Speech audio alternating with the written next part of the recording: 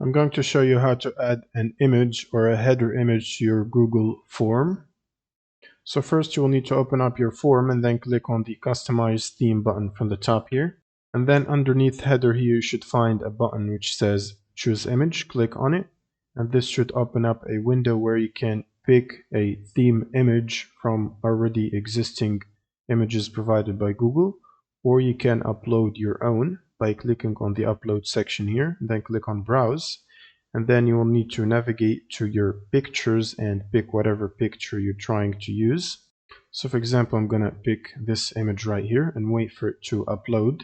And once it's uploaded, you can adjust this box right here to which part of the image you want to display. And once you're happy with the result, you can press the Done button. Now once it's set, it should be automatically displayed on your form.